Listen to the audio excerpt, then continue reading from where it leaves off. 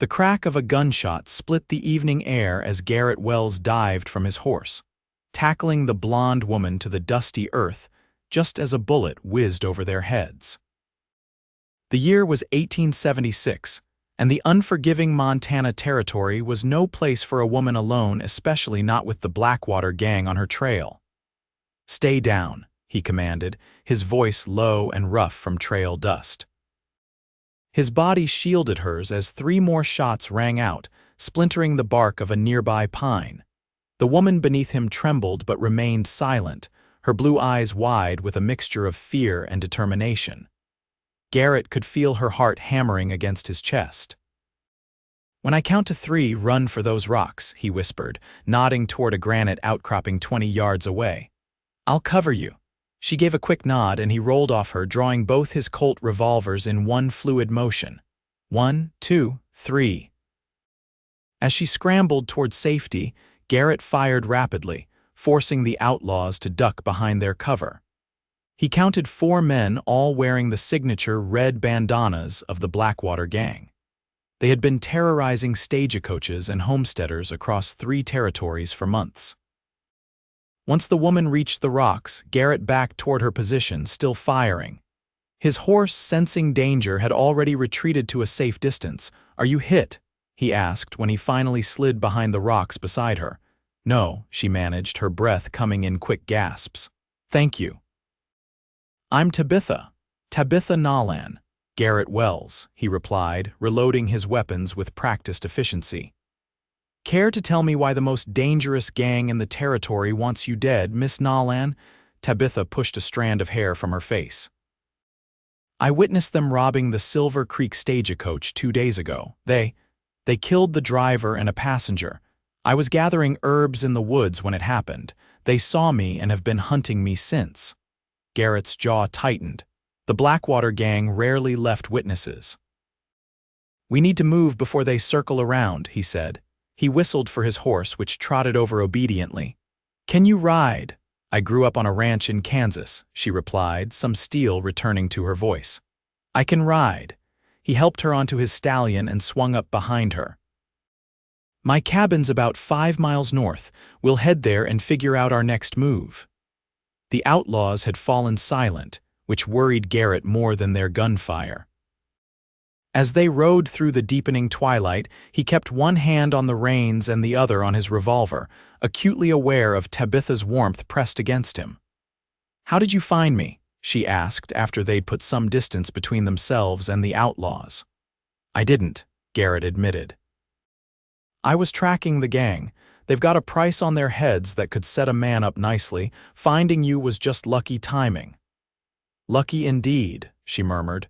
They reached his cabin as night fell completely. It was a sturdy structure tucked against a hillside, with a small corral for his horses and a smokehouse nearby.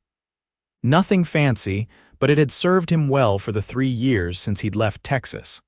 "It's not much," he said as he helped her down, "but it's defensible and they don't know about it." Tabitha looked up at the cabin with evident relief. "It looks like heaven to me right now." Inside, Garret lit a lantern and stoked the banked fire in the stone hearth. The single room was simple but neat, with a bed in one corner, a table with 2 chairs, and cooking supplies organized along one wall. "Are you hungry?" he asked, suddenly aware of how disheveled they both looked, covered in dust and sweat from the escape. "Starving," she admitted. "I haven't eaten since yesterday." While Garret prepared a simple meal of beans, dried venison, and cornbread he'd made that morning, Tabitha washed her face and hands in the basin he provided. In the lantern light, he could see she was strikingly beautiful, despite the ordeal she'd been through. Her blonde hair fell in waves past her shoulders, and her blue eyes held a depth of intelligence that caught him off guard. "How long have you been a bounty hunter, Mr. Wells?" she asked as they sat down to eat. "About 3 years," he replied. "Before that, I was a ranch foreman down in Texas." Left after some trouble with cattle rustlers, she studied him over her plate. "That's vague." A ghost of a smile crossed his face. "Most of my stories are." "Well, I'm grateful our stories crossed paths today," she said sincerely. "I was running out of options." After they ate, Garret insisted she take the bed while he slept in a chair by the door, his rifle across his lap. Despite his vigilance, exhaustion eventually pulled him into a deep sleep. He woke at dawn to find Tabitha already up, stoking the fire and brewing coffee. The domestic scene struck him strangely. It had been years since a woman had moved about his space. "I hope you don't mind," she said when she noticed him watching. "I'm an early riser." "Not at all," he replied, stretching the stiffness from his shoulders. "Coffee smells good." They discussed their options over breakfast. The nearest town, Silverdale, was a day's ride away. The marshal there was known to be honest if overworked. "I can testify against them," Tabitha said firmly. "I saw their faces clearly. With my testimony and your tracking skills, perhaps they can finally be brought to justice." Garret nodded slowly. "It won't be easy. The Blackwater gang has friends in unexpected places, but you're right, we need to try." They prepared to leave, packing provisions and ammunition. Garret lent Tabitha a pair of trousers and a shirt that had belonged to his younger brother. They were still large on her slender frame, but more practical for riding than her tattered dress. As they were saddling the horses, Garret had a spare mount he used for packing supplies. A glint of metal in the trees caught his eye. He reacted instantly, shoving Tabitha behind the water trough as a bullet splintered the wood of the cabin wall. "They found us," she gasped. "Get inside," he ordered, drawing his revolver. "Use the rifle by the door if they get close." Instead of following his directive, Tabitha reached for the shotgun leaning against the corral fence. "I'm not leaving you to fight alone," she declared, checking that it was loaded. Before he could argue, 3 riders burst from the tree line, guns blazing. Garret took aim and fired, knocking one from his saddle. Tabitha's shotgun roared beside him, the blast causing another outlaw's horse to rear in panic, throwing its rider. The third outlaw circled behind the cabin. Garret signaled to Tabitha and they retreated inside, taking positions at opposite windows. "That's only 3, she said tensely. "I counted 4 yesterday." "The leader," Garret muttered. "Curtis Blackwater. He's probably watching, letting his men do the dying." For the next hour, they exchanged sporadic gunfire with the outlaws. One lay dead in the yard, the other 2 had taken cover in the trees. As the morning wore on, Garret grew increasingly concerned about their ammunition and the possibility of reinforcements. "We need to make a run for it," he decided during a lull in the shooting. "There's a hidden trail behind the cabin that leads up into the hills. They won't expect us to leave the safety of these walls." Tabitha nodded grimly. "I trust your judgment." They gathered what supplies they could carry and slipped out the back window during the outlaws' next volley. Crouching low, they made it to the tree line without being spotted and began the arduous climb up the rocky trail. By midday, they had gained enough elevation to look back and see smoke rising from the direction of Garret's cabin. The outlaws had set it ablaze, likely assuming they were still inside. "I'm sorry about your home," Tabitha said softly. Garret's expression remained stoic, but his eyes reflected the loss. "It's just wood and nails. Can be rebuilt." They continued through the rugged terrain, Garret leading them on a circuitous route toward Silverdale. As they traveled, he found himself increasingly aware of Tabitha's resilience. She never complained, even when the path grew treacherous or when they had to ford an icy stream. That night, they made camp in a sheltered ravine. With no fire for fear of giving away their position, they huddled close for warmth, sharing a blanket as the mountain air grew bitter cold. "How did you learn to shoot like that?" Garret asked as they shared the last of the dried venison. In the moonlight, he saw her smile. "My father believed daughters should be able to defend themselves as well as sons. He was ahead of his time, I suppose." "Where is he now?" Her smile faded. "Gone, along with my mother and brother. Influenza took them 3 winters ago. I've been on my own since, teaching at a small school in Wyoming until recently." "I'm sorry," he said, meaning it. "What about your family?" she asked.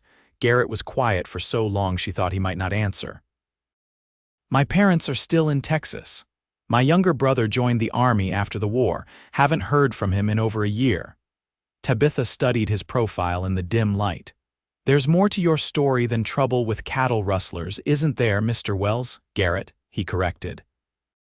"And yes, there's more, but it's not a tale fit for a schoolteacher's ears." She laughed softly. "I've taught in frontier schools, Mr. Wells. I've heard tales that would curl your hair." Despite himself, he smiled. There was something about Tabitha Nolan that put him at ease, something he hadn't felt in a very long time. "The cattle rustlers worked for a man named Hammond," he finally said. "Powerful rancher with political connections. When I caught his men red-handed, they tried to kill me. I survived." "They didn't. Hammond put a price on my head, claimed I murdered his men without provocation." "So you became a bounty hunter," she surmised, "hunting men like the ones who hunted you." "Ironic, isn't it?" he said dryly. They fell silent, the weight of their shared confidences hanging between them. Eventually, Tabitha drifted to sleep, her head resting against his shoulder. Garret remained awake, keeping watch and trying to ignore the unfamiliar warmth spreading through his chest. By morning, a new determination had settled over him. He would see Tabitha safely to Silverdale, help her bring the Blackwater gang to justice, and then— well, he wasn't sure what would come after. For the first time in years, the future seemed uncertain in ways that didn't involve survival alone. They reached Silverdale by nightfall the next day, approaching cautiously in case the gang had men watching the town. The main street was quiet, with only a few patrons at the saloon and the hotel lights still burning. "We'll try the marshal's office first," Garret decided. "If he's an honest man, he'll keep you safe until the trial." The marshal, a grizzled veteran named Thornton, listened gravely to their story. His weathered face darkened at the mention of the Blackwater gang. "They hit the bank in Cooperville last month," he said. "Killed 2 clerks. Been trying to get a posse together, but folks are scared." He turned to Tabitha. "Your testimony could be what we need, Miss Nolan. I'll wire the federal marshal in Helena tomorrow." He offered them rooms at the boarding house under guard. As they left the office, Garret felt eyes on them from the shadows. "Don't look now," he murmured to Tabitha, "but we're being watched." "Blackwater," she whispered, not sure, "stay close." At the boarding house, the elderly proprietor, Mrs.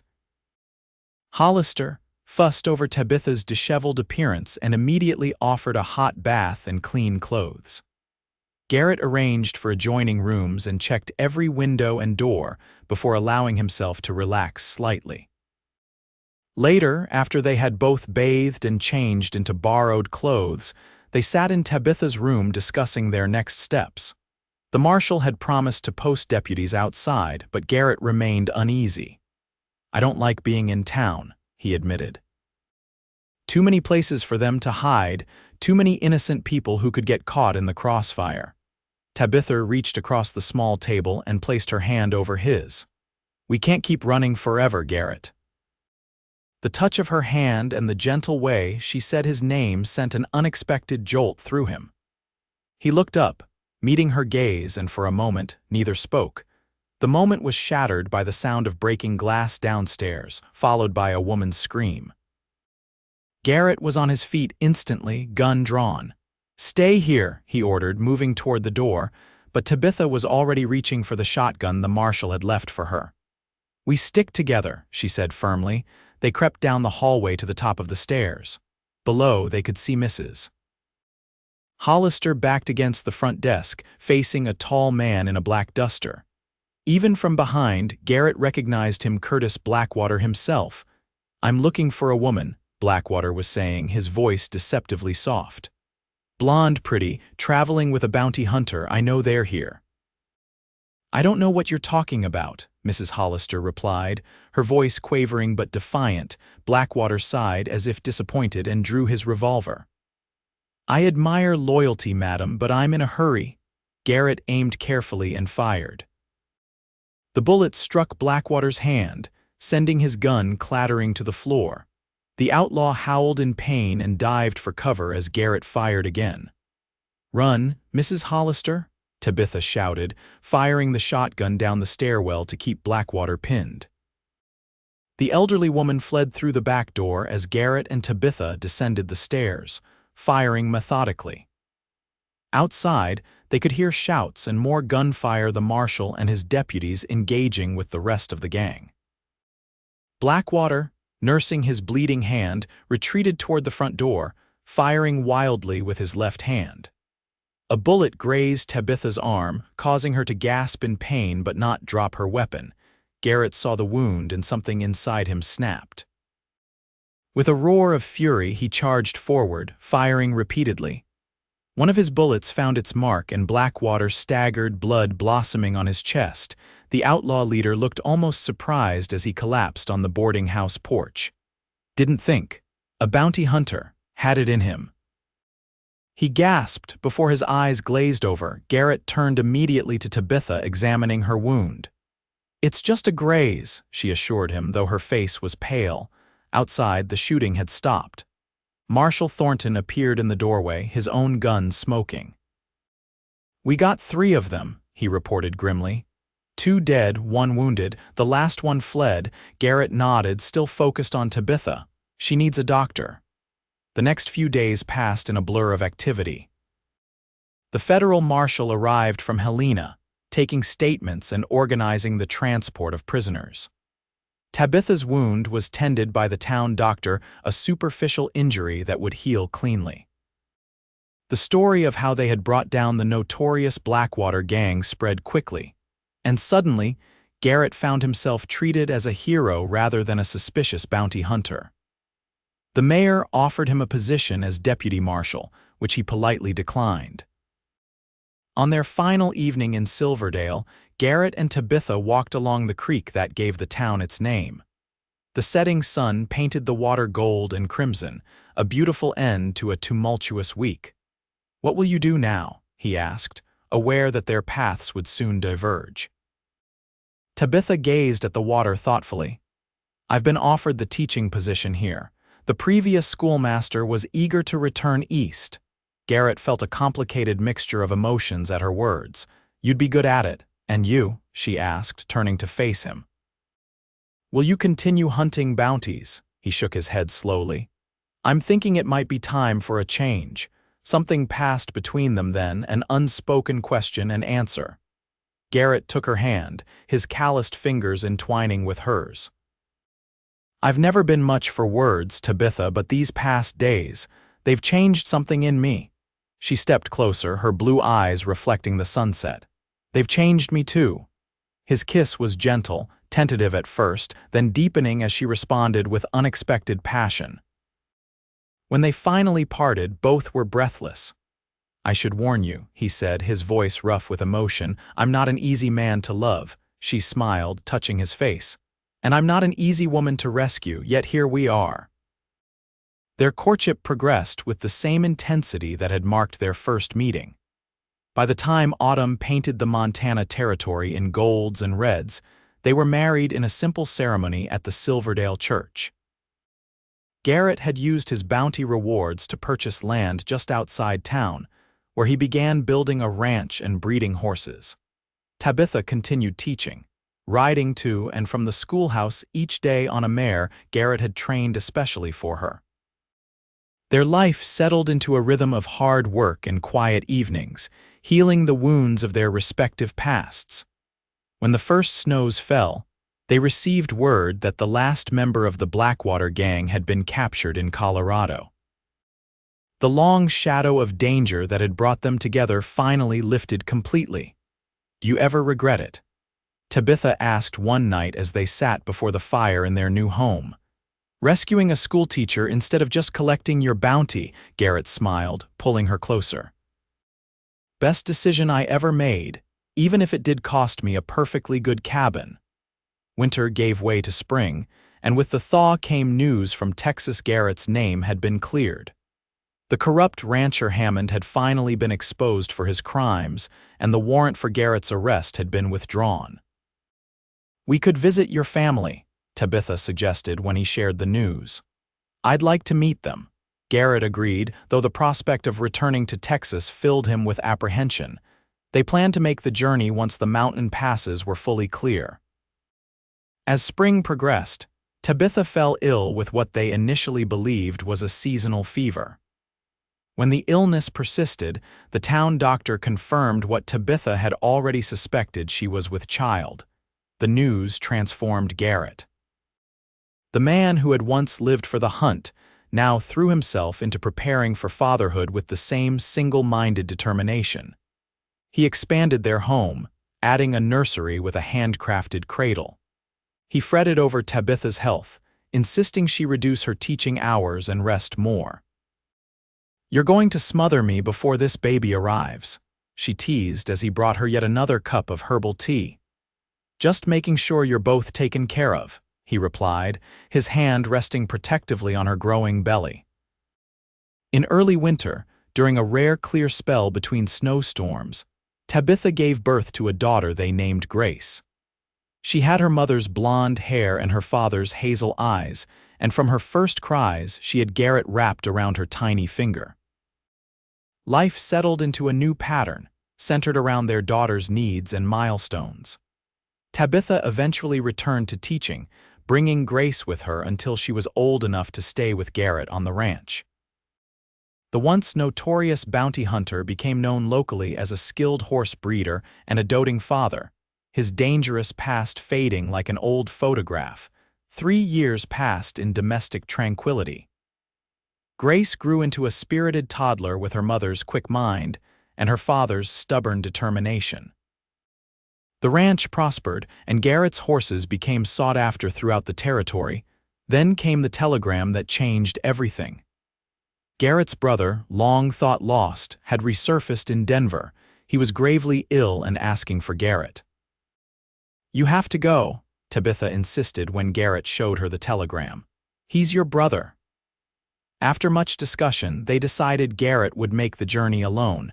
Tabitha would remain with Grace, as the winter journey would be too dangerous for a small child. The parting was difficult. Garret had not been separated from his family since their formation, and the thought of leaving them vulnerable troubled him deeply. "We'll be fine," Tabitha assured him on the morning of his departure. "Marshal Thornton checks on us daily, and Mrs. Hollister has promised to stay with us while you're gone." He kissed her deeply, then knelt to embrace Grace. "Be good for your mama, little one. I'll be back before you know it." His journey to Denver was arduous, delayed by snowstorms and railway issues. When he finally arrived, he found his brother recovering from pneumonia, but on the mend. The reunion was emotional. Years of silence and misunderstanding melted away as they reconnected.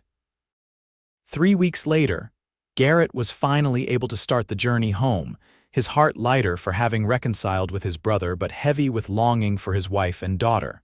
As he approached their ranch, he was surprised to see no smoke rising from the chimney. Fear gripped him and he urged his horse to a gallop. The house stood silent, the barn doors closed against the winter chill. No tracks marred the recent snowfall. "Tabitha," he called, dismounting before his horse had fully stopped. "Grace." The house was empty, the hearth cold. Nothing appeared disturbed, but a note lay on the kitchen table, written in Tabitha's neat hand. "Gone to town for supplies. Back by evening. Love, T." Relief flooded him, followed by self-reproach for his panic. They had simply gone to Silverdale, probably staying overnight with Mrs. Hollister to avoid traveling in the cold. He stabled his exhausted horse and relit the stove, preparing for their return. As darkness fell with no sign of them, his unease returned. He was preparing to ride into town when he heard the jingle of harness bells approaching. A wagon appeared through the falling snow, driven by Marshal Thornton. Beside him sat Tabitha, wrapped in thick furs with a small bundle held tight against her chest. Garret rushed out to meet them, his breath clouding in the frigid air. "I was worried," he called. "I was about to come looking for you." Tabitha looked up, her face registering shock at his presence. "Garret, we weren't expecting you for another week." He helped her down from the wagon, embracing her tightly. "The trains were running ahead of schedule for once. Where's Grace?" A strange expression crossed Tabitha's face, uncertainty mingled with determination. She adjusted the bundle in her arms, pulling back the blanket to reveal not just Grace, sleeping peacefully, but a second child, a tiny infant with wisps of dark hair. "Garret," she said quietly, "I need to tell you something important." Marshal Thornton cleared his throat awkwardly.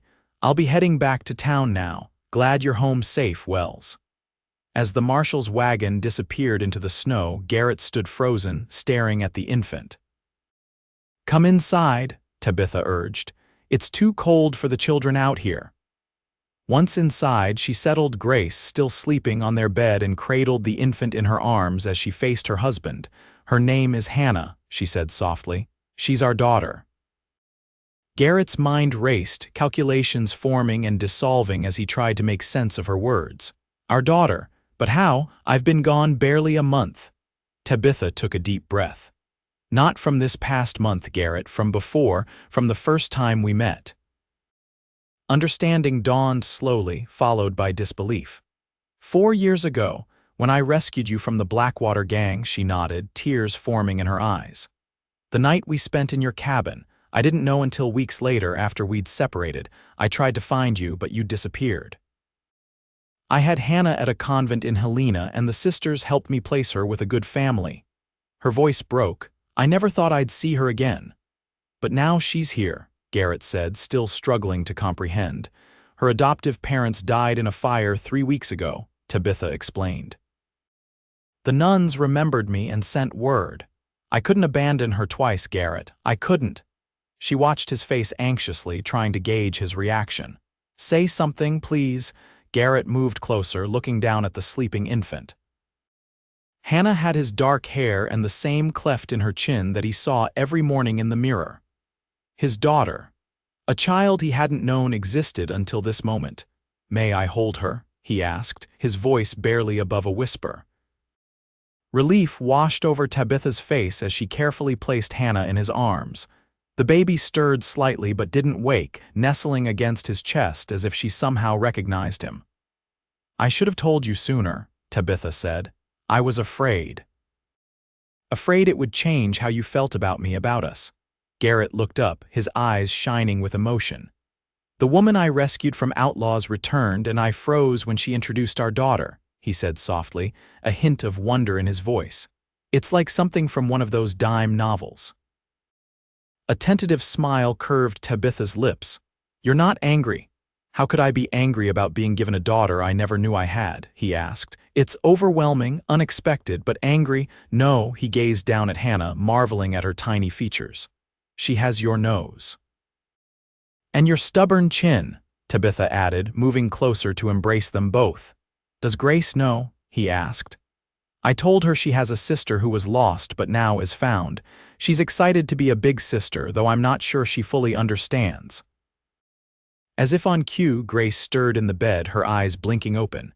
When she saw her father, she let out a squeal of delight and launched herself at him. "Papa, you're home." Garret knelt, balancing Hannah in one arm while embracing Grace with the other. "Yes, little one, I'm home. And look who I'm holding, your sister Hannah." Grace peered curiously at the baby. "She's very small," she observed seriously. "She'll grow," Garret assured her, "just like you did." That night, after both girls were asleep, Grace in her bed, and Hannah in the cradle, Garret had made for Grace years earlier husband and wife sat before the fire, talking in hushed tones.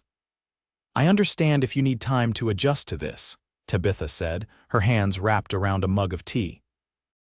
Garret reached over, taking one of her hands in his. 4 years ago, I was a different man, harder, colder, concerned only with survival and the next bounty. He squeezed her fingers gently. "You changed that, even before we met again in Silverdale. The thought that we created a life together during that brief encounter. It feels like fate, Tabitha." She leaned against him, tears slipping silently down her cheeks. "I've carried the guilt of giving her up for so long. When I received that letter saying she needed a home, I couldn't bear to lose her again, even if it meant risking everything we've built." "You didn't risk anything," he assured her. "Our family just got bigger, that's all. The adjustment wasn't without challenges." Hannah had different rhythms than they were used to, and Grace experienced moments of jealousy. Garret sometimes felt overwhelmed by the responsibility of 2 daughters, one of whom he was just beginning to know. But as winter melted into spring, they found their balance. Hannah thrived under their care, her personality emerging curious, determined, with a smile that could melt the coldest heart. Grace appointed herself protective big sister, proudly introducing Hannah to everyone in Silverdale. When the mountain passes cleared, they finally made the long-delayed journey to Texas. Garret's parents welcomed their unexpected second granddaughter with the same joy they had shown toward Grace. The shadows of Garret's past receded further as he reconnected with his family and homeland. Upon their return to Montana, Garret expanded the ranch house again, adding another bedroom and enlarging the kitchen where they spent so many happy hours. The former bounty hunter found peace in the rhythms of family life, in watching his daughters grow, in building something lasting with the woman he loved. On the 4th anniversary of their wedding, Garret presented Tabitha with a special gift, a deed to the land where his original cabin had stood, now rebuilt and expanded into a summer home. "For new memories," he said as they stood on the porch, their daughters playing in the meadow before them. "And for remembering where our journey began." Tabitha leaned into his embrace, watching Grace teach Hannah how to make daisy chains. "Who would have thought that a chance rescue from Outlaws would lead to this?" Garret smiled, his arms tightening around her waist. "I'm not sure I believe in chance anymore," he said. "Not after everything that brought us together twice." As the Montana sun set behind the mountains, painting the sky in colors no artist could capture, the family that fate had assembled in such unexpected ways gathered together. Their story begun in danger, forged through separation, and fulfilled in reunion continued to unfold under the vast western sky. Proof that even in the wild, untamed spaces of the frontier, love could take root and flourish.